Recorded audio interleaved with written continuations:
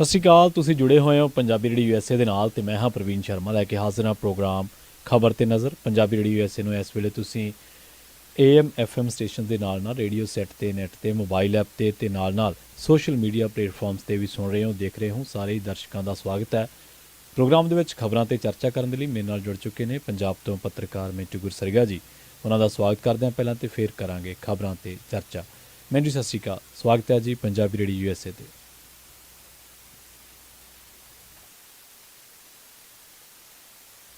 ਮਿੰਟੂ ਸਤਿ ਸ਼੍ਰੀ ਅਕਾਲ ਜੀ, ਸਵਾਗਤ ਹੈ ਜੀ ਪੰਜਾਬੀ ਰੇਡੀਓ USA ਤੇ। ਜੀ ਸ਼ੁਕਰੀਆ ਸਾਰਿਆਂ ਨੂੰ, ਸਤਿ ਸ੍ਰੀ ਅਕਾਲ ਜੀ। ਜੀ, ਪ੍ਰੋਗਰਾਮ ਦੇ ਵਿੱਚ ਅੱਗੇ ਵਧਣ ਤੋਂ ਪਹਿਲਾਂ ਧੰਨਵਾਦ ਕਰਦੇ ਚਲੀਏ ਸਪਾਂਸਰਸ ਦਾ, ਜਿਹੜੇ ਜ਼ਰੀਆ ਬਣਦੇ ਨੇ ਇਹਨਾਂ ਪ੍ਰੋਗਰਾਮਾਂ ਨੂੰ ਤੁਹਾਡੇ ਤੱਕ ਪਹੁੰਚਾਉਣ ਦੇ ਲਈ। ਖਾਲਸਾ ਇੰਸ਼ੋਰੈਂਸ ਏਜੰਸੀ ਵਾਲੇ ਪਿਛਲੇ ਕਈ ਦਹਾਕਿਆਂ ਤੋਂ ਇੰਸ਼ੋਰੈਂਸ ਦੇ ਵਿੱਚ ਸ਼ਾਨਦਾਰ ਸੇਵਾਵਾਂ ਦੇ ਰਹੇ ਨੇ। ਕਵਰਡ ਕੈਲੀਫੋਰਨੀਆ ਤੇ ਵਾਮਾ ਕੇਅਰ ਬਾਬਤ ਕਿਸੇ ਵੀ ਤਰ੍ਹਾਂ ਦੀ ਪੈਨਲਟੀ ਤੋਂ ਬਚਣ ਦੇ ਲਈ ਅੱਜ ਹੀ ਡਾਇਲ ਕਰੋ 408 272 2500। ਟਰਕੀਆਨਾ ਇਮੀਗ੍ਰੇਸ਼ਨ ਲਾਅ ਫਰਮ ਵਾਲੇ, ਜੇ ਟਰਕੀਆਨਾ ਇਮੀਗ੍ਰੇਸ਼ਨ ਬਾਬਤ ਤੁਹਾਡਾ ਕੋਈ ਸਵਾਲ ਹੈ, ਕੋਈ ਸਲਾਹ ਕਰਨੀ ਤਾਂ ਅਟਾਰਨੀ ਟਰਕੀਆਨਾ ਦੇ ਨਾਲ 415 909 0503 ਤੇ ਗੱਲ ਕੀਤੀ ਜਾ ਸਕਦੀ ਹੈ। G K Dhanota Yuba City, Baljinder Singh Nijjar Woodland, Paramjit Kaur Rangi Vacaville, Harnek Singh Pabla Indian ਕੰਜ਼ੀ Renton, Sarabjit Singh Shokar Turlock GN ਲਿਊ ਵਾਲੇ ਟਰੱਕ ਵਾਸ਼ ਕਰਦੇ ਨੇ, ਆਇਲ ਚੇਂਜ ਕਰਦੇ ਨੇ, ਏਅਰ ਬ੍ਰੇਕਾਂ ਦਾ ਕੰਮ ਤਸੱਲੀ ਬਖਸ਼ ਕਰਦੇ ਨੇ। ਨਵੇਂ ਪੁਰਾਣੇ ਟਾਇਰ ਵੀ ਇਹਨਾਂ ਤੋਂ ਲੈ ਸਕਦੇ ਹੋ। ਲੋਕੇਸ਼ਨ ਆ ਸੈਂਟਾ ਨੇਲਾ ਦੀ, ਨਿਮਾ ਸੋਤਾ ਦੇ ਨਾਲ ਸੰਪਰਕ ਕੀਤਾ ਜਾ ਸਕਦਾ 209 277 0113 ਤੇ। ਜੱਸੀ ਗਿੱਲ ਬੇਕਰਸਫੀਲਡ ਤੋਂ, ਬੂਟਾ ਸਿੰਘ ਰਾਣੀਪੁਰ ਫ੍ਰੈਜ਼ਨੋ ਤੋਂ। ਇਹਨਾਂ ਸਾਰੇ ਹੀ ਸਪਾਂਸਰਸ ਦਾ ਬਹੁਤ ਬਹੁਤ ਧੰਨਵਾਦ। ਤੇ ਜੇਕਰ ਤੁਸੀਂ ਵੀ ਇਹਨਾਂ ਪ੍ਰੋਗਰਾਮਾਂ ਨੂੰ ਸਪਾਂਸਰ ਕਰਨਾ ਚਾਹੁੰਦੇ ਹੋ ਤਾਂ ਸਟੂਡੀਓ ਦਾ ਨੰਬਰ ਹੈ 408 272 5200। ਮਿੰਟੂ ਜੀ, ਖਬਰਾਂ ਦੇ ਵੱਲ ਆਈਏ ਤੇ ਸ਼ੁਰੂਆਤ ਕਰੀਏ ਵੀਰ ਬਾਲ ਦਿਵਸ ਤੋਂ। ਕਮੇਟੀ ਦੇ ਵਿਰੋਧ ਦੇ ਦਰਮਿਆਨ ਦਿੱਲੀ ਦੇ ਵਿੱਚ ਮਨਾਇਆ ਗਿਆ ਜੀ ਵੀਰ ਬਾਲ ਦਿਵਸ। ਜੀ ਬਿਲਕੁਲ, ਇਹਨਾਂ ਨੇ ਵਿਰੋਧ ਜਤਾ ਦਿੱਤਾ ਸੀ। ਇਹਨਾਂ ਦਾ ਉਜ਼ਰ ਜਤਾਇਆ ਜਿਹੜਾ ਉਹ ਕੰਮ ਨਹੀਂ ਆਇਆ, ਕਿਉਂਕਿ ਕਾਫੀ ਜ਼ਿਆਦਾ, ਵੈਸੇ ਜੇ ਤੁਸੀਂ ਵੇਖੋਗੇ ਸੋਸ਼ਲ ਮੀਡੀਆ ਤੇ ਵੀ ਚੀਜ਼ਾਂ ਟ੍ਰੈਂਡ ਕਰ ਰਹੀਆਂ ਸਨ ਜੀ ਕਿ ਬਾਈ ਜਿਹੜਾ ਇਹ ਨਾਮ ਆ, ਮਤਲਬ ਕਿ ਸਾਰੇ ਕਹਿ ਰਹੇ ਨੇ ਕਿ ਇਸ ਗੱਲ ਦਾ ਤਾਂ ਬਾਈ ਸ਼ੁਕਰਾਨਾ ਹੈ ਕਿ ਚਲੋ ਸ਼ੁਕਰੀਆ ਹੈ ਕਿ ਮੋਦੀ ਸਾਹਿਬ ਨੇ ਜਾਂ ਇਹਨਾਂ ਦੀ ਸਰਕਾਰ ਨੇ ਇਹ ਪਹਿਲ ਕਦਮੀ ਕੀਤੀ ਹੈ। ਪਰ ਜਿਹੜਾ ਇਹ ਨਾਮ ਆ ਵੀਰ ਬਾਲ ਦਿਵਸ, ਭਾਈ ਇਸ ਨੂੰ ਬਦਲ ਦੇਣਾ ਚਾਹੀਦਾ ਹੈ। ਮਤਲਬ ਕਿ ਸਾਹਿਬਜ਼ਾਦੇ ਜਾਂ ਕਹਿ ਲਓ ਸਾਹਿਬਜ਼ਾਦਿਆਂ ਦਾ ਜਿਹੜਾ ਸ਼ਹਾਦਤ ਦਿਹਾੜਾ ਉਹ ਕਰ ਦੇਣਾ ਚਾਹੀਦਾ ਹੈ। ਤਾਂ ਇਸ ਚੀਜ਼ ਨੂੰ ਲੈ ਕੇ 1-2 ਦਿਨ ਤੋਂ ਸੋਸ਼ਲ ਮੀਡੀਆ ਤੇ ਵੀ ਕਾਫੀ ਜ਼ਿਆਦਾ ਲਹਿਰ ਚੱਲੀ ਹੋਈ ਸੀਗੀ। ਪਰ ਉਧਰ ਦਿੱਲੀ 'ਚ ਰੱਖੇ ਪ੍ਰੋਗਰਾਮ ਦੇ ਤੈਅਸ਼ੁਦਾ ਸ਼ਡਿਊਲ ਦੇ ਮੁਤਾਬਕ ਅੱਜ ਇਹਨਾਂ ਨੇ ਇਸ ਪ੍ਰੋਗਰਾਮ ਦਾ ਆਯੋਜਨ ਕੀਤਾ। ਪਹਿਲਾਂ ਉਦਾਂ ਲੱਗਦਾ ਸੀਗਾ ਕਿ ਵੈਸੇ ਸ਼ਾਇਦ ਕੋਈ ਹੱਲ ਹੋ ਜਾਏਗਾ ਮਸਲਾ, ਪਰ ਅੱਜ ਦੇ ਅਖਬਾਰਾਂ 'ਚ ਜੇ ਤੁਸੀਂ ਵੇਖੋਗੇ ਤਾਂ ਜਿਹੜਾ ਮੋਦੀ ਸਾਹਿਬ ਦਾ ਮੈਸੇਜ ਸੀਗਾ ਉਹ ਸਾਹਿਬਜ਼ਾਦੇ ਸ਼ਬਦ ਨੂੰ ਹੀ ਲੈ ਕੇ ਦਿੱਤਾ ਗਿਆ ਸੀਗਾ ਜੀ। ਫਿਰ ਅੱਜ ਵੀ ਜੇ ਤੁਸੀਂ ਵੇਖੋਗੇ ਤਾਂ ਉਹਨਾਂ ਦੀ ਸਪੀਚ ਦੇ ਵਿੱਚ ਵੀ ਇਹ ਸ਼ਬਦ ਜਿਹੜਾ ਇਸਤੇਮਾਲ ਹੋਇਆ, ਪਰ ਜਿਹੜਾ ਦਿਹਾੜੇ ਦਾ ਨਾਮ ਆ ਉਹ ਹਾਲ ਦੀ ਘੜੀ ਵੀਰ ਬਾਲ ਦਿਵਸ ਹੀ ਹੈ।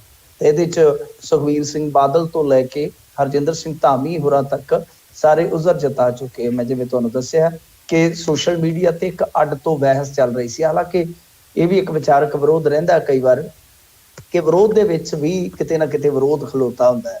ਕੁਛ ਲੋਕ ਕਹਿ ਰਹੇ ਕਿ ਸਾਹਿਬਜ਼ਾਦੇ ਠੀਕ ਹੈ, ਕੁਛ ਲੋਕ ਕਹਿੰਦੇ ਕਿ ਬਾਬਾ ਸ਼ਬਦ ਇਸਤੇਮਾਲ ਕੀਤਾ ਜਾਣਾ ਚਾਹੀਦਾ ਹੈ ਸਾਹਿਬਜ਼ਾਦਿਆਂ ਦੀ ਸ਼ਾਨ ਦੇ ਵਿੱਚ। ਤੇ ਕੁਛ ਲੋਕ ਡਿਫੈਂਡ ਕਰ ਰਹੇ ਸੀ ਕਿ ਜੇ ਗੁਰੂ ਸਾਹਿਬ ਨੂੰ ਬਾਲਾ ਪ੍ਰੀਤਮ ਕਿਹਾ ਜਾ ਸਕਦਾ ਹੈ ਤਾਂ ਇਹ ਸ਼ਬਦ ਕਿਉਂ ਤੁਹਾਨੂੰ ਚੁੱਭ ਰਿਹਾ ਹੈ, ਕਿ ਹਰੇਕ ਗੱਲ ਦੇ ਵਿੱਚ ਰਾਜਨੀਤੀ ਕਰਨੀ ਲਾਜ਼ਮ ਹੈ। ਤਾਂ ਇਸ ਤਰ੍ਹਾਂ ਮਤਲਬ ਕਿ ਇੱਕ ਤਕੋਨੀ ਜੀ ਬਹਿਸ ਜਿਹੜੀ ਉਹ ਅਸੀਂ ਚੱਲਦੀ ਵੇਖੀ ਆ। ਪਰ ਅੱਜ ਦੀ ਸਪੀਚ ਦੇ ਵਿੱਚ ਜੋ ਗੱਲ ਮੋਦੀ ਸਾਹਿਬ ਨੇ ਕਹੀ ਹੈ ਉਹ ਕਾਫੀ, ਵੈਸੇ ਸਪੀਚ ਲੰਮੀ ਹੈ ਪਰ ਉਹਨੂੰ ਆਪਾਂ ਜੇ ਸੰਖੇਪ ਦੇ ਵਿੱਚ ਸਮੇਟਣਾ ਹੋਵੇ ਤਾਂ ਉਹਨਾਂ ਨੇ ਗੱਲ ਜਿਹੜੀ ਕਹੀ ਹੈ ਮੂਲ ਤੌਰ ਤੇ ਉਹ ਇਹੋ ਕਹੀ ਹੈ ਕਿ ਵੀਰ ਬਾਲ ਦਿਵਸ ਸਾਨੂੰ ਯਾਦ ਕਰਾਏਗਾ ਕਿ 10 ਗੁਰੂਆਂ ਦਾ ਸਾਡੇ ਭਾਰਤ ਵਿੱਚ ਕੀ ਯੋਗਦਾਨ ਹੈ। ਫਿਰ ਨਾਲ ਉਹਨਾਂ ਨੇ ਕਿਹਾ ਕਿ ਮੈਂ ਦਸ਼ਮੇਸ਼ ਪਿਤਾ ਗੁਰੂ ਗੋਬਿੰਦ ਸਿੰਘ ਜੀ ਅਤੇ ਹੋਰ ਸਾਰੇ ਗੁਰੂਆਂ ਦੇ ਚਰਨਾਂ ਵਿੱਚ ਸ਼ਰਧਾ ਨਾਲ ਸਿਰ ਨਵਾਉਂਦਾ ਹਾਂ। ਮੈਂ ਮਾਂ ਸ਼ਕਤੀ ਦੀ ਪ੍ਰਤੀਕ ਮਾਤਾ ਗੁਜਰੀ ਜੀ ਦੇ ਚਰਨਾਂ ਵਿੱਚ ਵੀ ਸੀਸ ਝੁਕਾਉਂਦਾ ਹਾਂ। ਫਿਰ ਅੱਗੇ ਉਹ ਕਹਿੰਦੇ ਨੇ ਕਿ ਮੈਂ ਵੀਰ ਸਾਹਿਬਜ਼ਾਦਿਆਂ ਦੇ ਚਰਨਾਂ ਵਿੱਚ ਸੀਸ ਝੁਕਾਉਂਦਾ ਹਾਂ ਅਤੇ ਉਹਨਾਂ ਨੂੰ ਸ਼ਰਧਾਂਜਲੀ ਭੇਟ ਕਰਦਾ। ਮੈਂ ਇਸ ਨੂੰ ਆਪਣੀ ਸਰਕਾਰ ਦਾ ਮਾਣ ਸਮਝਦਾ ਹਾਂ ਕਿ ਸਾਨੂੰ ਅੱਜ 26 ਦਸੰਬਰ ਨੂੰ ਵੀਰ ਬਾਲ ਦਿਵਸ ਵਜੋਂ ਘੋਸ਼ਿਤ ਕਰਨ ਦਾ ਮੌਕਾ ਮਿਲਿਆ ਹੈ। ਪਰ ਇਹ ਵੀ ਸੱਚ ਹੈ ਕਿ ਚਮਕੌਰ ਤੇ ਸਰਹੰਦ ਦੀ ਲੜਾਈ ਵਿੱਚ ਜੋ ਕੁਝ ਹੋਇਆ ਉਹ ਨਾ ਭੁੱਲਣ ਯੋਗ ਹੈ। ਅੱਗੇ ਕਹਿੰਦੇ ਆ, ਇੱਕ ਪਾਸੇ ਧਾਰਮਿਕ ਕੱਟੜਤਾ ਵਿੱਚ ਇੰਨੀ ਵੱਡੀ ਮੁਗਲ ਸਲਤਨਤ, ਦੂਜੇ ਪਾਸੇ ਸਾਡੇ ਗੁਰੂ ਗਿਆਨ ਅਤੇ ਤਪੱਸਿਆ ਵਿੱਚ ਰੁੱਝੇ ਹੋਏ। ਭਾਰਤ ਦੀਆਂ ਪੁਰਾਤਨ ਮਨੁੱਖੀ ਕਦਰਾਂ ਕੀਮਤਾਂ ਨੂੰ ਜੀਣ ਵਾਲੀ ਪਰੰਪਰਾ, ਇੱਕ ਪਾਸੇ ਦਹਿਸ਼ਤ ਦਾ ਸਿਖਰ ਤੇ ਦੂਜੇ ਪਾਸੇ ਰੂਹਾਨੀਅਤ ਦਾ ਸਿਖਰ, ਇੱਕ ਪਾਸੇ ਧਾਰਮਿਕ ਜਨੂੰਨ ਤੇ ਦੂਜੇ ਜੀ ਪਾਸੇ ਹਰ ਕਿਸੇ ਵਿੱਚ ਰੱਬ ਨੂੰ ਵੇਖਣ ਵਾਲੀ ਉਦਾਰਤਾ। ਇਹ ਸਭ ਦੇ ਵਿਚਕਾਰ ਇੱਕ ਪਾਸੇ ਲੱਖਾਂ ਦੀ ਫੌਜ ਅਤੇ ਦੂਜੇ ਪਾਸੇ ਗੁਰੂ ਜੀ ਦੇ ਬਹਾਦਰ ਸਾਹਿਬਜ਼ਾਦੇ ਇਕੱਲੇ ਹੁੰਦੇ ਹੋਏ ਵੀ ਨਿਡਰ ਹੋ ਕੇ ਖੜੇ। ਇਹ ਬਹਾਦਰ ਸਾਹਿਬਜ਼ਾਦੇ ਕਿਸੇ ਧਮਕੀ ਤੋਂ ਡਰੇ ਨਹੀਂ ਸਨ, ਕਿਸੇ ਅੱਗੇ ਸਿਰ ਨਹੀਂ ਝੁਕਾਇਆ। ਬਹਾਦਰੀ ਲਈ ਉਮਰ ਮਾਇਨੇ ਨਹੀਂ ਰੱਖਦੀ। ਮਤਲਬ ਕਿ ਉਹਨਾਂ ਨੇ ਇਸ ਗੱਲ ਨੂੰ ਵੀ ਕਿਹਾ ਕਿ ਉਮਰ ਮਾਇਨੇ ਨਹੀਂ ਰੱਖਦੀ। ਫਿਰ ਅੱਗੇ ਉਹ ਕਹਿੰਦੇ ਨੇ, ਜੇਕਰ ਅਸੀਂ ਭਵਿੱਖ ਵਿੱਚ ਭਾਰਤ ਨੂੰ ਸਫਲਤਾ ਦੀਆਂ ਬੁਲੰਦੀਆਂ ਤੇ ਲਿਜਾਣਾ ਹੈ ਤਾਂ ਸਾਨੂੰ ਅਤੀਤ ਦੇ ਤੰਗ ਰਵੱਈਏ ਤੋਂ ਮੁਕਤ ਹੋਣਾ ਪਵੇਗਾ। ਇਸ ਲਈ ਆਜ਼ਾਦੀ ਦੇ ਅੰਮ੍ਰਿਤ ਕਾਲ ਵਿੱਚ ਦੇਸ਼ ਨੇ ਗੁਲਾਮੀ ਦੀ ਮਾਨਸਿਕਤਾ ਤੋਂ ਆਜ਼ਾਦੀ ਦਾ ਸਾਹ ਲਿਆ ਹੈ। ਉਹਨਾਂ ਨੇ ਨਾਲ ਕਿਹਾ ਕਿ ਉਸ ਯੁੱਗ ਦੀ ਕਲਪਨਾ ਕਰੋ, ਔਰੰਗਜ਼ੇਬ ਦੇ ਅੰਤਕ ਦੇ ਵਿਰੁੱਧ, ਭਾਰਤ ਨੂੰ ਬਦਲਦੀਆਂ ਯੋਜਨਾਵਾਂ ਦੇ ਵਿਰੁੱਧ ਗੁਰੂ ਗੋਬਿੰਦ ਸਿੰਘ ਜੀ ਪਹਾੜ ਵਾਂਗ ਖੜੇ ਸਨ।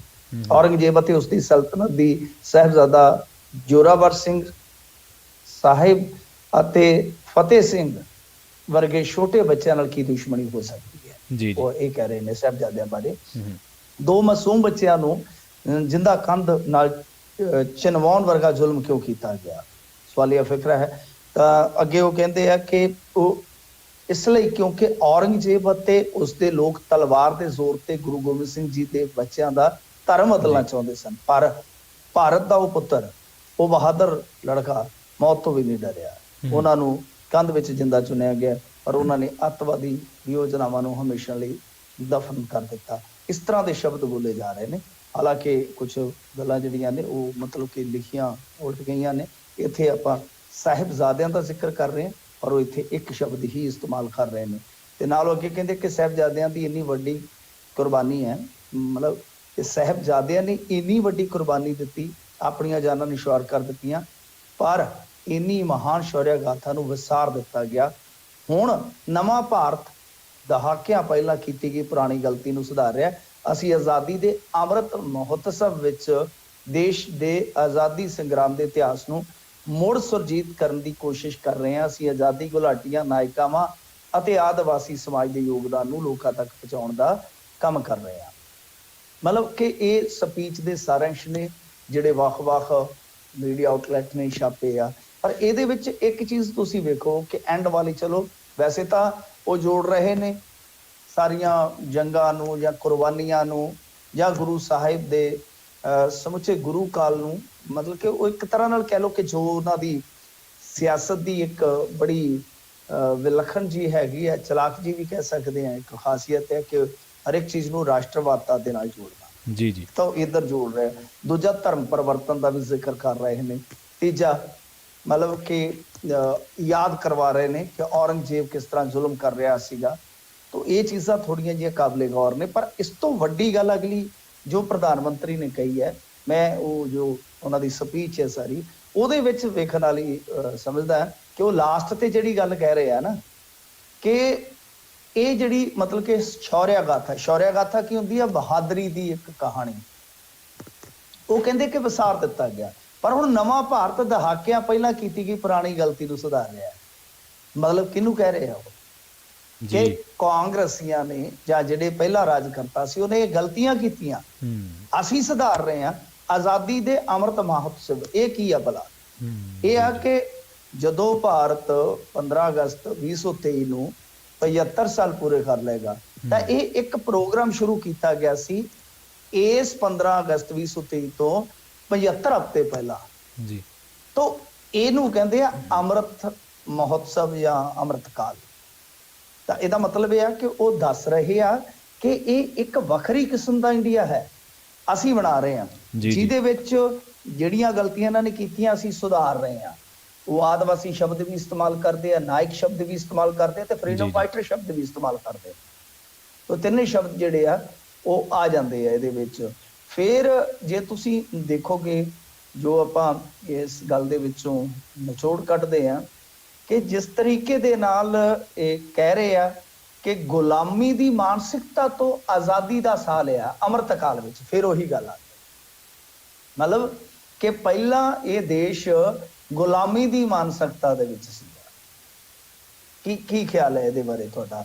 ਮਤਲਬ ਸਾਫ਼ ਹੈ ਮਤਲਬ ਇਹ ਆ ਕਿ ਪਹਿਲਾਂ ਜੋ ਅਸੀਂ ਸਮਾਂ ਬਿਤਾਇਆ ਉਹਨਾਂ ਦੇ ਅਨੁਸਾਰ ਇਹੀ ਨਤੀਜਾ ਨਿਕਲਦਾ, ਜਿੰਨੀ ਕੁ ਮੇਰੀ ਸੂਝ ਹੈ ਕਿ ਬਈ ਅਸੀਂ ਆਜ਼ਾਦ ਹੋ ਗਏ ਸਾਂ, ਪਰ ਸਾਡੀ ਕਿਤੇ ਨਾ ਕਿਤੇ ਮਾਨਸਿਕਤਾ ਦੇ ਵਿੱਚ ਜਾਂ ਅਹਿਸਾਸ ਦੇ ਵਿੱਚ ਗੁਲਾਮੀ ਸੀ। ਤਾਂ ਉਹਦੇ ਤੋਂ ਮੁਕਤ ਕੌਣ ਕਰਵਾ ਰਿਹਾ ਹੈ? ਉਹਦੇ ਤੋਂ ਮੁਕਤ ਕਰਵਾ ਰਿਹਾ ਹੈ ਮੋਦੀ ਜੀ। ਤਾਂ ਉਹਨਾਂ ਨੇ ਵੇਖ ਲਓ ਵੀ ਇੱਕ ਮਤਲਬ ਕਿ ਆਪਣੀ ਸਪੀਚ ਦੇ ਵਿੱਚ ਕਿਹਨਾਂ ਮੁੱਦਿਆਂ ਨੂੰ ਛੂਹ ਕੇ ਕਿੱਥੇ ਕਿੱਥੇ ਨਿਸ਼ਾਨਾ ਲਾ ਦਿੱਤਾ। ਇਹ ਹੁੰਦੀ ਹੈ ਕਲਾ ਕਿਸੇ ਵੀ ਭਾਸ਼ਣ ਵੀਰ ਦੀ। ਤਾਂ ਤੁਸੀਂ ਹਿਸਾਬ ਲਾ ਲਓ ਕਿ ਰਾਸ਼ਟਰਵਾਦਤਾ ਦੇ ਨਾਲ ਜੋੜ ਕੇ ਚੀਜ਼ਾਂ ਨੂੰ, ਇਸ ਤੋਂ ਇਲਾਵਾ ਇਨਡਾਇਰੈਕਟ ਵੇ ਦੇ ਨਾਲ ਸਿੱਖਾਂ ਨੂੰ ਅਹਿਸਾਸ ਕਰਾਇਆ ਗਿਆ ਕਿ ਜੋ ਪਹਿਲੇ ਰਾਜਕਰਤਾ ਸੀਗੇ ਤਾਂ ਸਾਡੇ ਵਿਰੋਧੀ, ਬਈ ਉਹਨਾਂ ਨੇ ਤੁਹਾਡੇ ਨਾਇਕਾਂ ਨੂੰ ਸਤਿਕਾਰ ਵੀ ਨਹੀਂ ਦਿੱਤਾ। ਉਹ ਇਹ ਚੀਜ਼ ਹੈ। ਤਾਂ ਖੈਰ ਹੁਣ ਸਭ ਤੋਂ ਵੱਡਾ ਵਿਰੋਧ ਜਿਹੜਾ ਹੈ ਉਹ ਇਸੇ ਚੀਜ਼ ਨੂੰ ਲੈ ਕੇ ਆ ਕਿ ਜੋ ਇਸ ਦਿਹਾੜੇ ਦਾ ਨਾਮ ਰੱਖਿਆ ਗਿਆ ਹੈ, ਤਾਂ ਉਸ ਦਿਹਾੜੇ ਦੇ ਨਾਮ ਤੋਂ ਕਿਤੇ ਨਾ ਕਿਤੇ ਨਾਖੁਸ਼ ਹੈ, ਕਾਫੀ ਸੰਗਤ ਨਾਖੁਸ਼ ਹੈ। ਤੇ ਇਹਨਾਂ ਨੂੰ ਚਾਹੀਦਾ ਸੀਗਾ ਵੈਸੇ ਤੇ ਕਿ ਜਦੋਂ ਤੁਸੀਂ ਇਸ ਤਰ੍ਹਾਂ ਦਾ ਐਲਾਨ ਕਰਨ ਜਾ ਰਹੇ ਸੀਗੇ, ਕੋਈ ਸਿੱਖਾਂ ਦਾ ਵਫਦ ਬੁਲਾਉਂਦੇ, ਉਹਨਾਂ ਦੀ ਰਾਏ ਜ਼ਰੂਰ ਲੈਂਦੇ।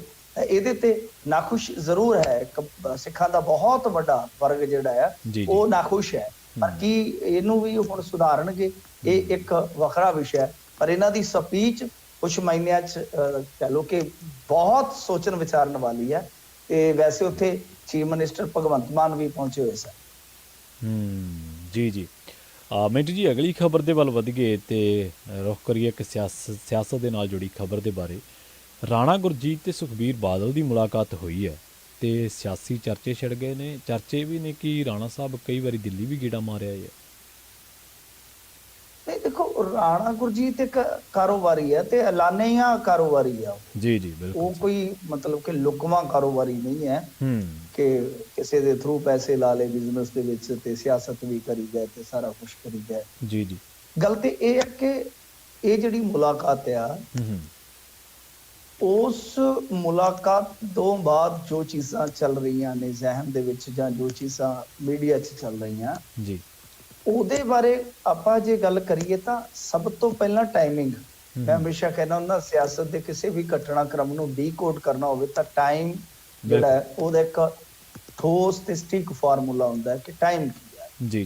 ਤਾਂ ਟਾਈਮ ਨੂੰ ਜਦੋਂ ਚੈੱਕ ਕਰੋਗੇ ਤਾਂ ਨਵਜੋਤ ਸਿੰਘ ਸਿੱਧੂ ਦੀ ਰਿਹਾਈ ਦੇ ਵਿੱਚ 1 ਮਹੀਨੇ ਤੋਂ ਵੀ ਘੱਟ ਰਹਿ ਗਿਆ। ਜੇ ਆਪਾਂ ਸਾਰੀਆਂ ਮੀਡੀਆ ਰਿਪੋਰਟਾਂ ਦਾ ਸਿੱਟਾ ਕੱਢ ਲਈਏ, ਜਿਹੜੇ ਕਿ ਹੁਣ ਇਹ ਸਮਾਂ ਵੀ ਦੱਸ ਚੁੱਕੇ ਆ ਕਿ ਲਿਸਟ ਤੱਕ ਸਾਰੀ ਕੁਝ ਬਣ ਚੁੱਕੀ ਹੈ ਤੇ ਉਹ ਜਿਹੜੀ ਰਿਹਾਈ ਆ ਉਹ 26 ਜਨਵਰੀ ਨੂੰ ਪੱਕੀ ਆ। ਅੱਛਾ, ਫਰਜ਼ ਕਰੋ ਜੇ ਉਹ ਰਿਹਾਈ ਹੁੰਦੀ ਹੈ ਤਦ ਵੀ ਕੁਛ ਦਿਨ ਆ, ਕਿ ਜੇ ਸਜ਼ਾ ਪੂਰੀ ਕੱਟ ਕੇ ਵੀ ਸਿੱਧੂ ਆਉਂਦਾ ਤੇ ਤਦ ਵੀ ਕੁਛ ਮਹੀਨੇ ਬਚੇ। ਖੇਡ ਕੁਛ ਦਿਨ ਕੁਛ ਮਹੀਨੇ ਦੀ ਆ। ਅੱਗੇ ਇਲੈਕਸ਼ਨ ਹੈ 2024 ਦਾ। ਸਭਨਾਂ ਨੂੰ ਪਤਾ ਹੈ, ਜੇ ਜਿਹਨੂੰ ਨਹੀਂ ਪਤਾ ਉਹਨੂੰ ਮੈਂ ਦੱਸ ਦੇਣਾ ਕਿ ਨਵਜੋਤ ਸਿੰਘ ਸਿੱਧੂ ਦੀ ਨਵਤੇਜ ਚੀਮੇ ਦੇ ਨਾਲ ਬਹੁਤ ਗੂੜੀ ਯਾਰੀ ਆ, ਲੰਗੋਟੀਏ ਯਾਰ ਨੇ। ਤੇ ਨਵਤੇਜ ਚੀਮੇ ਦੇ ਖਿਲਾਫ ਇਲੈਕਸ਼ਨ ਕੌਣ ਲੜਿਆ ਸੀ ਸਭ ਨੂੰ ਪਤਾ ਹੈ। ਰਾਣਾ ਜੀ ਦਾ ਮੁੰਡਾ, ਬਿਲਕੁਲ ਛੋਟਾ ਰਾਣਾ ਜੀ। ਰਾਣਾ ਜੀ ਮੁझे माफ करना, गलती मारे से हो गई। तो ਉਧਰ ਦੂਸਰੀ ਸਾਈਡ ਹੈ ਸੁਖਪਾਲ ਖਹਿਰਾ ਦੁਆਬੇ ਦੇ ਵਿੱਚ। ਸੁਖਪਾਲ ਖਹਿਰੇ ਦੇ ਨਾਲ ਵੀ ਹੈ ਛੱਤੀ ਦਾ ਅੰਕੜਾ।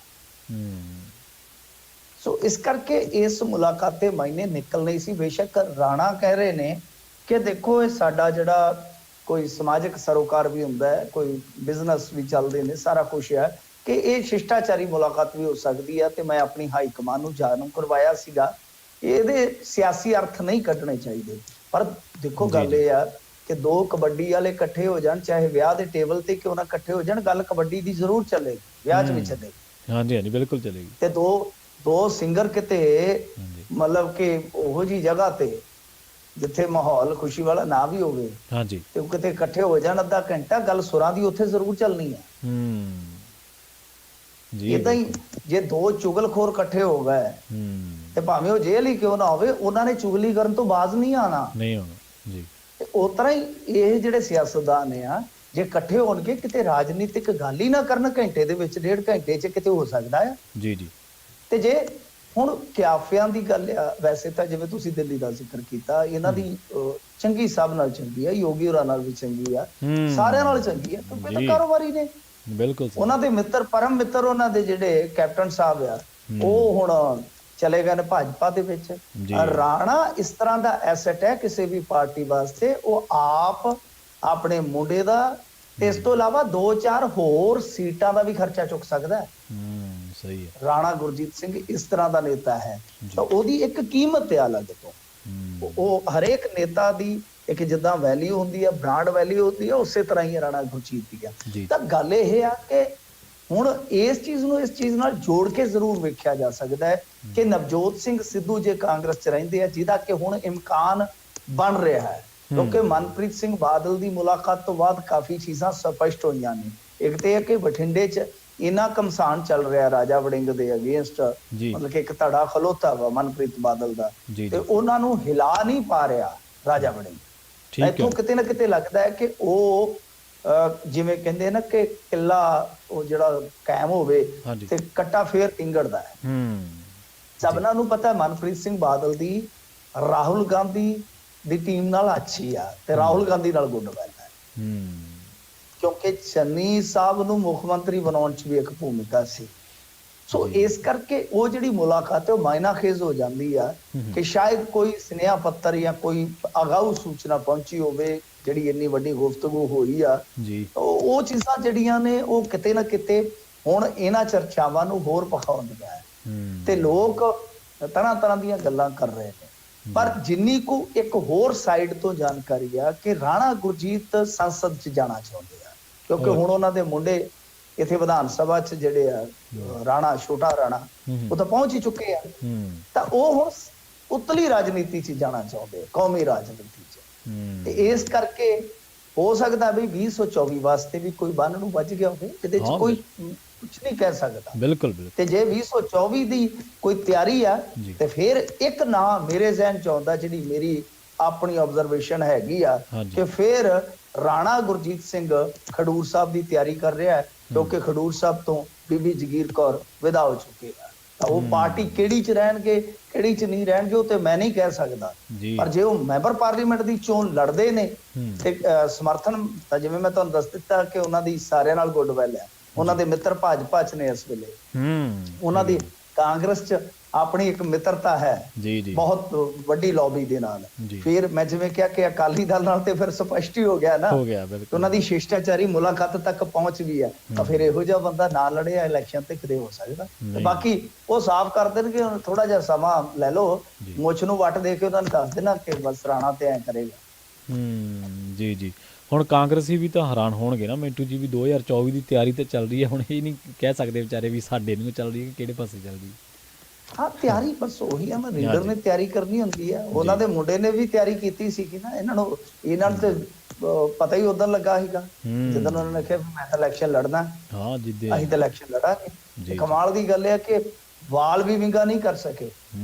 ਅਨੁਸ਼ਾਸਨ ਦੇ ਪਾਠ ਪੜਾਉਣ ਵਾਲੇ ਰਾਣਾ ਗੁਰਜੀਤ ਦੇ ਅੱਗੇ ਖੰਘ ਨਹੀਂ ਸਕੇ। ਬਿਲਕੁਲ ਸਹੀ ਹੈ। ਮਿੰਟੂ ਜੀ, ਅਗਲੀ ਖਬਰ ਦੇ ਵੱਲ ਵਧੀਆ ਤੇ ਗੱਲ ਕਰੀਏ ਨੈਸ਼ਨਲ ਇਨਵੈਸਟੀਗੇਸ਼ਨ ਏਜੰਸੀ ਦੀਆਂ ਰੇਡਾਂ ਦੀ, ਤੇ ਪੰਜਾਬ ਦੀ ਜੇਲ੍ਹ ਦੇ ਵਿੱਚ ਵੀ ਪਹੁੰਚੀ ਹੈ NIA। ਦੇਖੋ, NIA ਦਾ ਜਿਹੜਾ ਮਸਲਾ ਹੈ ਨਾ, NIA ਬਹੁਤ ਦੂਰ ਤੱਕ ਹੁਣ ਰੱਖਦੀ ਹੈ ਪਹੁੰਚ। ਤਾਂ ਜੇਲ੍ਹ ਦੇ ਵਿੱਚ ਜੇ ਕੋਈ ਸੈਂਟਰਲ ਏਜੰਸੀ ਵੜ ਰਹੀ ਹੈ ਤਾਂ ਤੁਸੀਂ ਆਪ ਸਮਝ ਜਾਓ ਕਿ NIA ਕੋਲ ਕਿੰਨੀਆਂ ਤਾਕਤਾਂ ਹੋਣਗੀਆਂ। ਹਜ਼ੂਰ ਜੇਲ੍ਹ ਦੇ ਵਿੱਚ ਮਤਲਬ ਕਿ ਮੈਜਿਸਟ੍ਰੇਟੀ ਪਰਮਿਸ਼ਨ ਤੋਂ ਬਗੈਰ ਕੋਈ ਨਹੀਂ ਜਾ ਸਕਦਾ। ਬਿਲਕੁਲ। ਜੇ ਤੁਹਾਡੇ ਕੋਲ ਪਰਮਿਸ਼ਨ ਨਹੀਂ ਹੈ ਨਾ, ਤੁਸੀਂ ਜੇਲ੍ਹ ਦੇ ਵਿੱਚ ਜਾ ਕੇ ਕੋਈ ਸੀਨ ਵੀ ਸ਼ੂਟ ਨਹੀਂ ਕਰ ਸਕਦੇ ਵਿਦਆਊਟ ਪਰਮਿਸ਼ਨ। ਇੱਕ ਗਿਆ ਸੀਗਾ ਨਾ, ਨਵਾਂ ਬਣਿਆ ਵਿਧਾਇਕ ਦਾ ਘਰ ਵਾਲਾ, ਤੇ ਫੋਟੋ ਆ ਗਈ ਸੀ ਬਾਹਰ, ਤੇ ਮੁੜ ਕੇ ਲੁਕਦਾ ਫਿਰਦਾ ਸੀ, ਫੋਟੋਆਂ ਡਿਲੀਟ ਕਰਦਾ ਫਿਰਦਾ ਸੀਗਾ।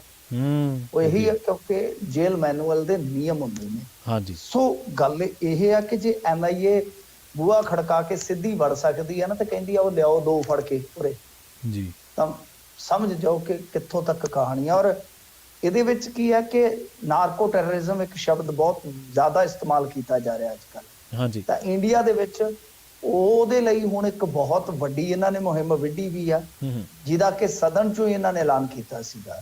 ਕਿਉਂਕਿ ਇਹਨਾਂ ਨੇ ਆਪ ਮੰਨਿਆ ਕਿ 472 ਜ਼ਿਲ੍ਹਿਆਂ ਦੇ ਵਿੱਚ ਮੈਪਿੰਗ ਦੇ ਜ਼ਰੀਏ ਅਸੀਂ ਪਤਾ ਲਾ ਲਿਆ ਕਿ ਇੱਥੇ ਨੈਟਵਰਕ ਹੈ। ਤੁਸੀਂ ਹਿਸਾਬ ਲਾ ਲਓ ਕਿ ਜਿੱਥੇ ਤਕਰੀਬਨ ਅੱਧੇ ਇੰਡੀਆ ਦੇ ਜ਼ਿਲ੍ਹੇ ਜਿਹੜੇ ਆ ਉਹ ਨੈਟਵਰਕ ਦੇ ਅਧੀਨ ਹੋਣ, ਉੱਥੇ ਫਿਰ ਇਹਨਾਂ ਨੂੰ ਜਾਗਣਾ ਪਵੇਗਾ। ਨਹੀਂ ਤਾਂ ਇਸ ਦੇਸ਼ ਦੀਆਂ ਜੜ੍ਹਾਂ ਖੋਖਲੀਆਂ ਹੋ ਜਾਣਗੀਆਂ। ਔਰ ਅਸੀਂ ਇਹ ਗੱਲ 10-15 ਸਾਲ ਤੋਂ ਵੇਖ ਰਹੇ ਸੀਗੇ। ਮੈਂ ਵਾਰ-ਵਾਰ ਕਹਿ ਰਿਹਾ ਸੀਗਾ ਕਿ ਕੇਂਦਰ ਤੋਂ ਬਗੈਰ ਇਸ ਜੜ ਨੂੰ ਹੱਥ ਨਹੀਂ ਪੈਣਾ। ਤੁਸੀਂ ਸਹੁੰਆਂ ਚੱਕੀ ਚੱਲੋ, ਤੁਸੀਂ ਦਾਅਵੇ ਦਬੱਲੀ ਚੱਲੋ ਕਿ ਇੰਨੇ ਦਿਨਾਂ 'ਚ ਖਤਮ ਕਰ ਦਿਆਂਗੇ, ਇੰਨੇ ਦਿਨਾਂ 'ਚ ਖਤਮ ਕਰ ਦਿਆਂਗੇ।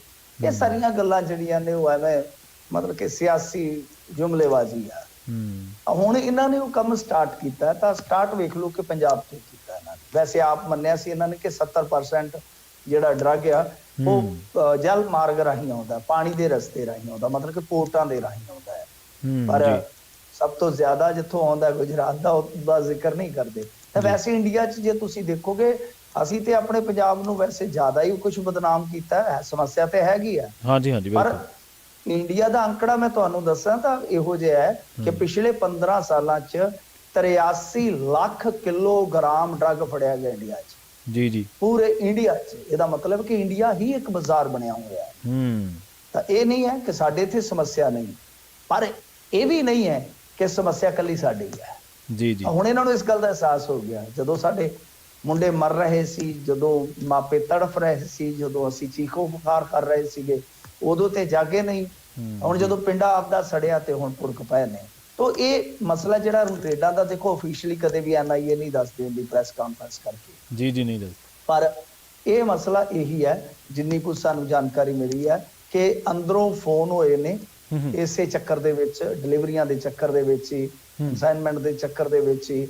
ਤਾਂ ਉਹ ਜਿਹੜੀ ਕਾਲ ਟ੍ਰੇਸਿੰਗ ਹੈ ਉਹਦੇ ਜ਼ਰੀਏ NIA ਆ ਗਈ ਆ। ਮੋਬਾਈਲ ਵੀ ਕਹਿੰਦੇ ਫੜੇ ਗਏ ਨੇ। ਤੇ ਹਿਸਾਬ ਲਾ ਲਓ, ਉਹਨਾਂ ਨੇ ਉੱਥੇ ਬੈਠੇ ਜੇਲ੍ਹ ਵਾਲਿਆਂ ਨੂੰ ਕਹਿਤਾ ਕਿ ਚੱਕੋ 2 ਮੋਬਾਈਲ ਫੜੋ ਉੱਥੋਂ। ਤੇ ਜੇਲ੍ਹ ਵਾਲਿਆਂ ਨੇ ਇਸ ਗੱਲ ਦੀ ਪੁਸ਼ਟੀ ਕੀਤੀ ਹੈ ਕਿ ਮੋਬਾਈਲ 2 ਬਰਾਮਦ ਹੋਏ। ਮੋਬਾਈਲ ਵੀ ਲੈ ਗਏ ਹੋਣਗੇ। ਇਹਦਾ ਮਤਲਬ ਹੈ ਕਿ ਉਹਨਾਂ ਦਾ ਨੈਟਵਰਕ, ਜਿਹੜਾ ਖੁਫੀਆ ਨੈਟਵਰਕ ਹੈ, ਉਹ ਕਾਫੀ ਕੰਮ ਕਰ ਚੁੱਕਾ ਹੈ ਜਾਂ ਕੰਮ ਕਰ ਰਿਹਾ ਜਾਂ ਕਰੂਗਾ, ਐਕਟਿਵ ਆ ਹੁਣ ਇਸ ਮਸਲੇ ਤੇ। ਸੋ ਦੇਖਦੇ ਹਾਂ ਅੱਗੇ ਕੀ ਬਣਦਾ। ਇਸ ਤੋਂ ਪਹਿਲਾਂ ਵੀ ਜੇ ਤੁਸੀਂ ਦੇਖੋਗੇ ਤਾਂ ਪਰਸੋਂ ਵੀ ਇੱਕ ਰੇਡ ਪਈ ਸੀਗੀ, ਜਿਹਦੇ ਵਿੱਚ 3 ਜ਼ਿਲ੍ਹਿਆਂ 'ਚ ਇਹਨਾਂ ਨੇ ਕੁਝ ਘਰਾਂ ਨੂੰ ਜਾ ਕੇ ਤੇ ਉੱਥੇ ਖੰਗਾਲਿਆ ਸੀ। ਅਗਲੀ ਖਬਰ ਦੇ ਵੱਲ ਵਧੀਆ ਮਿੰਟੂ ਜੀ, ਪਰ ਇਹ ਤਾਂ ਜਿਵੇਂ ਆਪਾਂ ਜ਼ਿਕਰ ਕਰਦੇ ਰਹੇ ਹਾਂ ਵੀ NIA ਦੀ ਇਸ ਰੇਡ ਤੋਂ ਜੇਲ੍ਹਾਂ ਦੇ ਵਿੱਚ ਪਹੁੰਚਣ ਦੇ ਤਾਂ ਸਪਸ਼ਟ ਹੋ ਗਿਆ ਵੀ ਏਜੰਸੀਆਂ ਕੋਲੇ ਕਿੰਨੇ ਅਖਤਿਆਰ ਵੱਧ ਚੁੱਕੇ ਨੇ, ਜਿਹਦੀ ਤੁਸੀਂ ਲਗਾਤਾਰ ਚਰਚਾ ਕਰਦੇ ਰਹੇ ਨੇ ਅਕਸਰ ਹੀ। ਤੇ ਰਾਜੇਵਾਲ ਸਾਹਿਬ ਕਹਿ ਰਹੇ ਨੇ ਮਿੰਟੂ ਜੀ, ਕਹਿੰਦੇ ਪਾਣੀ ਦੀ ਲੜਾਈ ਦੇ ਲਈ ਹਰ ਪੰਜਾਬੀ ਨੂੰ ਅੱਗੇ ਆਉਣਾ ਚਾਹੀਦਾ ਜੀ। ਨਹੀਂ, ਇਹ ਤੇ ਇਹਨਾਂ ਦੀ ਗੱਲ ਸਹੀ ਆ, ਅੱਗੇ ਆਉਣਾ ਚਾਹੀਦਾ, ਪਰ ਇਹ ਪਿੱਛੇ ਕਿਉਂ ਨੇ? ਹੁਣ ਪਾਣੀ ਦੀ ਲੜਾਈ ਤੇ ਇੱਕ ਲੋਕ ਹੋਰ ਲੜ ਰਹੇ ਨੇ ਕਿ ਪਾਣੀ ਦੂਸ਼ਿਤ ਵੀ ਹੋ ਰਿਹਾ ਹੈ। ਪਾਣੀ ਦਰਿਆਵਾਂ ਦਾ ਸਾਡਾ ਲੁੱਟਿਆ ਗਿਆ, ਉਹ ਇੱਕ ਵਿਸ਼ਾ ਹੈ। ਪਾਣੀ ਸਾਡਾ ਜਿਹੜਾ ਘਟ ਗਿਆ ਧਰਤੀ ਹੇਠਲਾ, ਉਹ ਇੱਕ ਵਿਸ਼ਾ ਹੈ। ਤੇ ਇੱਕ ਇਹ ਵੀ ਤੇ ਵਿਸ਼ਾ ਹੈ ਨਾ ਕਿ ਪਾਣੀ ਸਾਡਾ ਜ਼ਹਿਰੀ ਵੀ ਕਰ ਦਿੱਤਾ ਇਹਨਾਂ ਨੇ।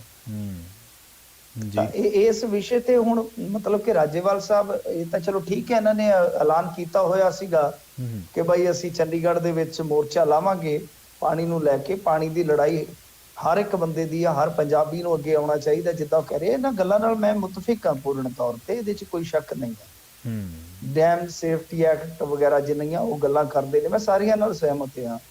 ਤਾਂ ਉਹ ਕਹਿੰਦੇ ਆ ਕਿ ਪੰਜਾਬ ਵਿੱਚ ਜਿੰਨੀ ਵੀ ਇੰਡਸਟਰੀ ਚੱਲ ਰਹੀ ਹੈ, 95% ਸਨਅਤੀ ਇਕਾਈਆਂ ਗੰਦੇ ਪਾਣੀ ਨੂੰ ਧਰਤੀ ਹੇਠਲੇ ਪਾਣੀ ਵਿੱਚ ਮਿਲਾ ਰਹੀਆਂ। ਤਾਂ ਬਿਲਕੁਲ ਆਹ ਲੜਾਈ ਜਿਹੜੀ ਚੱਲ ਰਹੀ ਹੈ, ਤਾਂ ਤੁਸੀਂ ਹੁਣ ਇਹਨੂੰ ਮਾੜਾ ਜਿਹਾ ਦੇਖ ਲਓ ਨਾ, ਕਿਤੇ ਇਹ ਨਾ ਹੋਵੇ ਕਿ ਹੁਣ ਉਧਰ ਤੁਸੀਂ ਮੋਰਚਾ ਕੱਢ ਦੇਵੋ ਚੰਡੀਗੜ੍ਹ ਦੇ ਵਿੱਚ।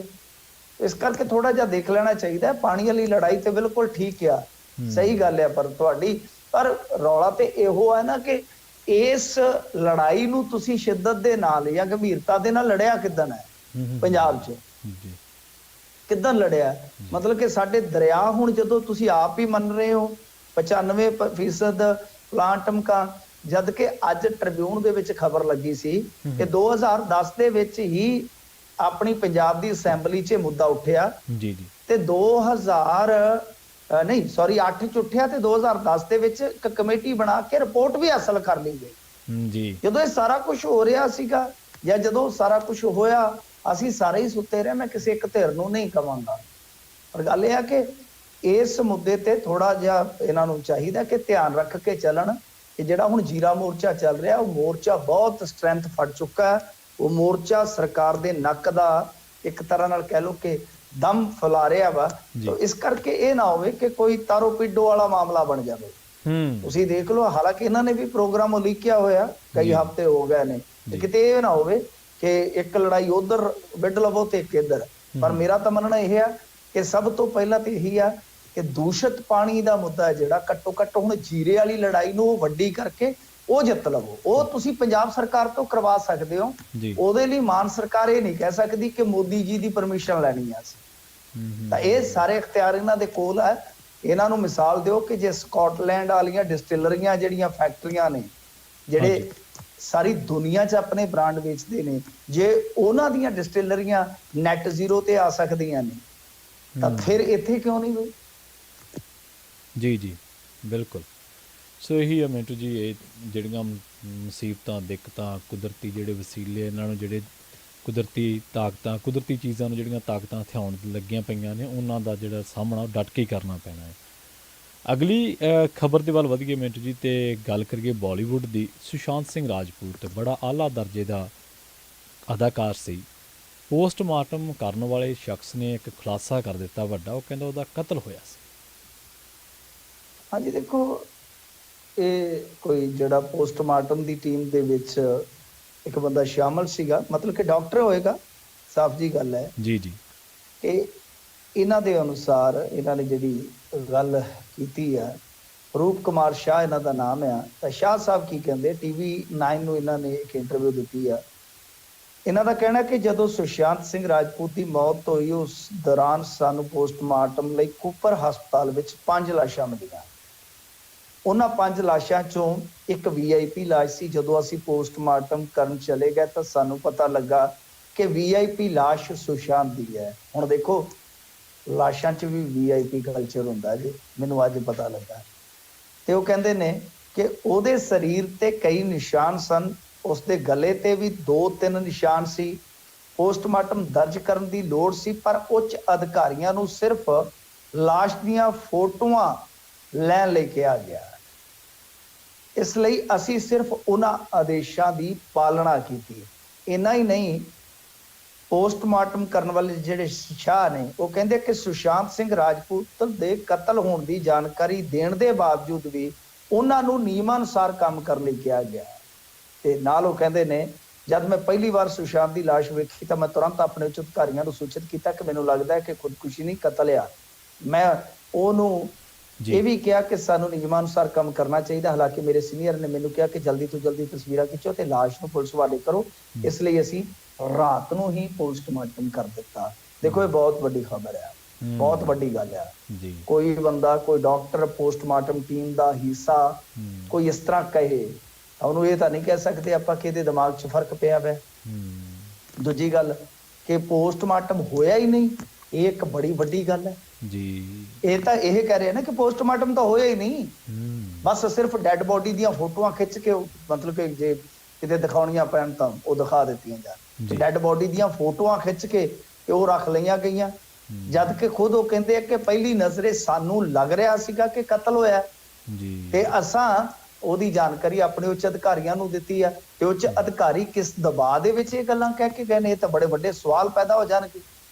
ਹੁਣ ਦੇਖਦੇ ਆ ਫਿਲਮ ਇੰਡਸਟਰੀ 'ਚੋਂ ਕੋਈ ਬੋਲਦਾ ਹੈ ਕਿ ਨਹੀਂ ਬੋਲਦਾ, ਪਰ ਇਹ ਗੱਲ ਬਹੁਤ ਵੱਡੀ। ਹਾਲਾਂਕਿ ਚਲੋ ਹਰੇਕ ਗੱਲ ਤੇ ਯਕੀਨ ਨਹੀਂ ਕੀਤਾ ਜਾ ਸਕਦਾ, ਪਰ ਇੱਥੇ ਇੱਕ ਪੋਸਟਮਾਰਟਮ ਦੀ ਟੀਮ ਜਾਂ ਪੈਨਲ ਦਾ ਕੋਈ ਸ਼ਾਮਲ ਵਿਅਕਤੀ ਇਹ ਗੱਲ ਕਹੇ ਤਾਂ ਫਿਰ ਉਸ ਗੱਲ ਨੂੰ ਆਪਾਂ ਦਰਕਿਨਾਰ ਨਹੀਂ ਕਰ ਸਕਦੇ। ਜੀ ਜੀ।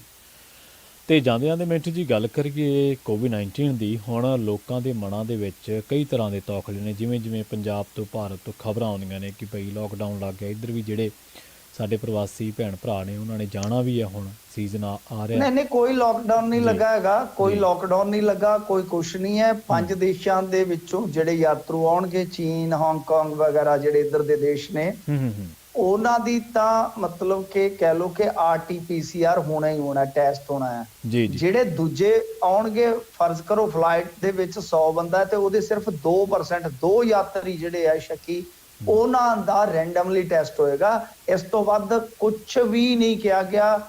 ਸਾਨੂੰ ਵੀ ਬੜੇ ਮੈਸੇਜ ਆਉਂਦੇ ਨੇ, ਇਹ ਹੋ ਗਿਆ, ਉਹ ਹੋ ਗਿਆ, ਕੱਖ ਨਹੀਂ ਹੋਇਆ। ਉਹ ਏਦਾਂ ਕਹਿ ਕੇ ਕਰਵਾ ਭਾਵੇਂ ਦੇਣ ਪੰਜਾਬੀ। ਜੀ ਜੀ। ਅੱਛਾ, ਬ੍ਰਿਟੇਨ ਤੋਂ ਖਬਰ ਇਹ ਆ ਰਹੀ ਹੈ ਮਿੰਟੂ ਜੀ ਕਿ ਬ੍ਰਿਟੇਨ ਦੇ ਵਿੱਚ ਨਵੇਂ ਸਾਲ ਤੋਂ ਹੁਣ ਜਿਹੜੇ ਨਿਯਮਤ ਤੌਰ 'ਤੇ ਆંકੜੇ ਛਪਦੇ ਆ ਕੋਵਿਡ-19 ਦੇ, ਉਹ ਨਹੀਂ ਛਪਣਗੇ। ਬਿਲਕੁਲ ਇਹਦਾ ਮਤਲਬ ਕੀ ਹੈ? ਜੀ। ਇਹਦਾ ਮਤਲਬ ਕਿ ਕੋਵਿਡ ਖਤਮ ਲੇਖਾ। ਜੀ ਜੀ। ਜਦੋਂ ਤੁਸੀਂ ਅੰਕੜੇ ਆਫੀਸ਼ੀਅਲੀ ਇਹ ਕਹਿ ਦੋ ਕਿ ਦਰਜ ਕਰਨ ਦੀ ਜ਼ਰੂਰਤ ਹੀ ਨਹੀਂ ਹੈ, ਹਾਂਜੀ। ਤਾਂ ਸਮਝ ਲਓ ਕਿ ਉੱਥੋਂ ਦੇ ਲੋਕ ਵਾਇਰਸ ਦੇ ਨਾਲ ਰਹਿਣਾ ਸਿੱਖ ਗਏ ਨੇ। Chapter close. ਜੀ। ਤਾਂ ਇਹ ਉਹਨਾਂ ਨੇ ਮਤਲਬ ਕਿ ਸਾਫ਼ ਕਹਿ ਦਿੱਤਾ ਕਿ ਠੀਕ ਆ, ਯੂਕੇ ਹੈਲਥ ਸੇਫਟੀ ਏਜੰਸੀ ਜਿਹੜੀ ਹੈ ਉਹਨੇ ਇਹ ਗੱਲ ਕਹੀ ਹੈ ਕਿ ਮੌਸਮੀ ਫਲੂ ਵਰਗੀਆਂ ਹੋਰ ਆਮ ਵਾਇਰਲ ਬਿਮਾਰੀਆਂ ਵਾਂਗ ਕੋਵਿਡ ਦੀ ਨਿਗਰਾਨੀ ਕਰਾਂਗੇ, ਬਸ ਗੱਲ ਖਤਮ ਹੈ। ਜੀ। ਖਤਮ ਹੈ। ਇੱਧਰ ਆ ਦੇਖੋ ਤੁਸੀਂ ਕਿਸ ਤਰ੍ਹਾਂ ਦਾ ਪੈਨਿਕ ਕ੍ਰੀਏਟ ਕਰੀ ਬੈਠੇ ਨੇ ਇਹ। ਹਾਂਜੀ। ਇੱਧਰ ਤੇ ਦੂਜੇ ਪਾਸੇ ਉਹ ਚੈਪਟਰ ਔਰ ਯੂਕੇ ਤੁਹਾਨੂੰ ਪਤਾ ਸਭ ਤੋਂ ਜ਼ਿਆਦਾ ਪੀੜਤ ਦੇਸ਼ਾਂ ਚੋਂ ਇੱਕ ਸੀਗਾ। ਜੀ ਜੀ।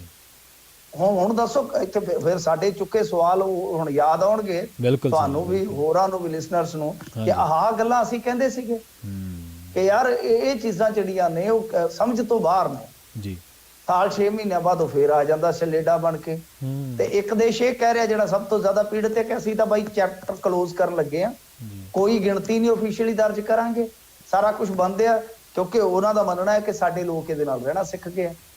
ਹੁਣ ਚਾਈਨਾ ਦੀ ਗਲਤੀ ਹੋ ਸਕਦੀ ਹੈ, ਚਾਈਨਾ ਨੇ ਤਾਂ ਸ਼ੁਰੂ ਤੋਂ ਲੋਕਾਂ ਨੂੰ ਬਹੁਤ ਜ਼ਿਆਦਾ ਤਾੜ ਕੇ ਰੱਖਿਆ। ਇੰਡੀਆ ਵਾਲੇ ਖੁੱਲੇ ਰਹੇ ਬਸ ਮਹੀਨਾ 2 ਮਹੀਨੇ ਛੱਡ ਕੇ। ਤਾਂ ਦੇਖ ਲਓ ਇੰਡੀਆ ਨੂੰ ਸਾਰੇ ਉਹ ਕਹੀ ਜਾਂਦੇ ਇਹਨਾਂ ਦਾ ਕੱਖ ਨਹੀਂ ਵਿਗੜਦਾ ਹੁਣ, ਇਹ ਤਾਂ ਗਿੱਝ ਗਏ ਆ। ਤਾਂ ਫਿਰ ਜਦੋਂ ਗਿੱਝ ਗਏ ਤੇ ਆਹ ਐਵੇਂ ਲੋਕਾਂ ਨੂੰ ਵਕਤ 'ਚ ਪਾਉਣ ਨਾਲੋਂ ਕਹਿ ਦਿਓ ਕਿ ਹਾਂ ਬਾਈ ਠੀਕ ਹੈ, ਮਾੜੀ ਮੋਟੀ ਨਿਗਰਾਨੀ ਜ਼ਰੂਰ ਕਰਾਂਗੇ, ਐਵੇਂ ਲੋਕਾਂ ਨੂੰ ਤਾਪ ਕਾਤੋਂ ਚੜਾਉਣੇ ਨੇ। ਜੀ ਜੀ ਜੀ ਜੀ। ਮਿੰਟੂ ਜੀ, ਇਹਨਾਂ ਖਾਸ ਖਬਰਾਂ ਤੇ ਖਾਸ ਜਾਣਕਾਰੀਆਂ ਦੇਣ ਦੇ ਲਈ ਤੁਹਾਡਾ ਬਹੁਤ ਬਹੁਤ ਧੰਨਵਾਦ ਜੀ। ਜੀ ਸ਼ੁਕਰੀਆ। ਜੀ ਜੀ। ਸੋ ਪ੍ਰੋਗਰਾਮ ਖਬਰ ਤੇ ਨਜ਼ਰ ਦੇ ਵਿੱਚ ਆਪਣੇ ਨਾਲ ਜੁੜੇ ਸਨ ਮਿੰਟੂ ਗੁਰਸਰੀਆ ਜੀ, ਜਿਨ੍ਹਾਂ ਦੇ ਨਾਲ ਆਪਾਂ ਕੀ ਅਹਿਮ ਖਬਰਾਂ ਨੂੰ ਲੈ ਕੇ ਚਰਚਾ ਕੀਤੀ ਹੈ। ਪ੍ਰੋਗਰਾਮ ਦੇ ਵਿੱਚ ਵੇਲਾ ਹੋ ਚੱਲਿਆ ਇੱਕ ਛੋਟੀ ਜਿਹੀ ਬ੍ਰੇਕ ਦੇ ਲਈ ਰੁਕਣ ਦਾ। ਤੁਸੀਂ ਕਿਤੇ ਨਾ ਜਾਇਓ, ਜੁੜੇ ਰਹੋ ਪੰਜਾਬੀ ਰੇਡੀਓ USA ਦੇ ਨਾਲ। ਅਸੀਂ